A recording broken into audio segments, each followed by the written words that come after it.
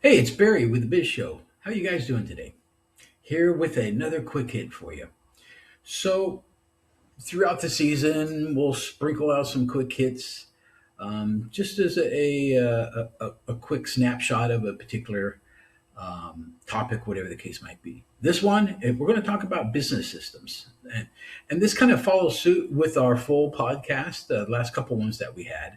But this one is basically your business doesn't need more hours; it needs better systems. And you, as a entrepreneur and a business owner, know this better than anybody else, right? Um, it's pretty simple, right?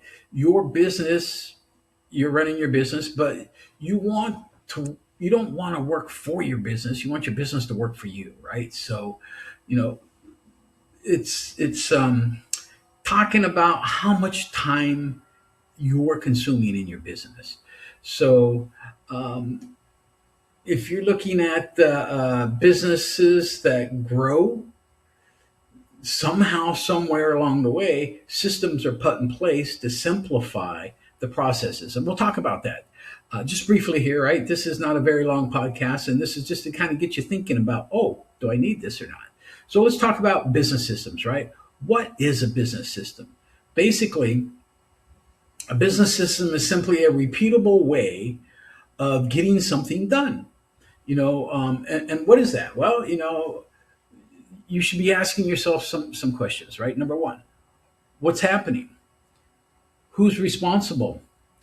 Um, how does things get done, right? What should be finished? What should the finished result look like?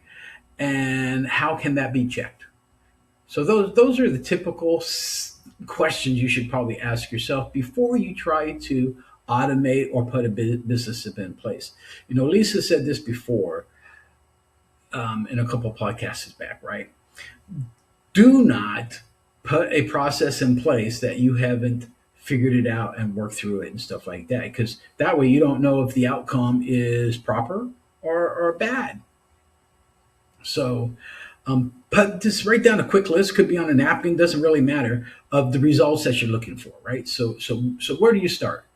The first thing is, you don't need to document everything. I'm not telling you to do that. I'm just saying quick, brief notes. I've told you already to ask yourself, right? Basically, ask these questions as well. What questions do your employees ask you most, right? Write that down.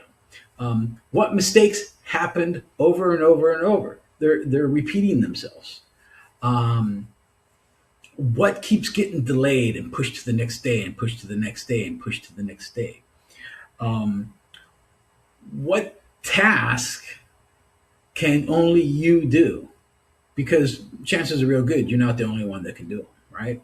Um, what process would stop if an employee left tomorrow, if you left tomorrow, if something broke and wasn't working tomorrow?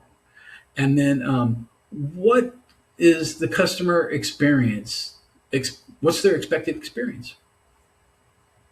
So the most five common needs for businesses, um, specifically is customer onboarding, right? If you're bringing a new customer on board, right? Is there agreement in place, NDA signed, whatever the case might be, right? Is a customer folder been created? Do you have a kickoff meeting with them? Those are things that you can probably automate. The second one would be, work delivery, right? How is the product or service actually delivered to the client, right? Um, Steps, deadlines, things like that. The third is going to be billing and collections, right? You can automate that. I mean, if you're using QuickBooks and stuff like that, you put in, you've done the work, you hit, okay, done, close it, it should automatically bill. You shouldn't have to sit there and bill over and over again. The fourth is employee onboarding. When you bring an employee on board, do you have their resume? Do you have a copy of their driver's license, social security number? Do you have a W-9 on them? Where are taxes going? Things like that, right? So these are all the things. You have employee handbook. Is there things that they need to review and sign? Do they have uniforms or whatever the case might be? So that would be number four. And then number five is internal communication. How you communicate internally to your employees and how they communicate back to you. You know, do you just write something down on a post-it note and slap it on the wall and hopefully everybody sees it?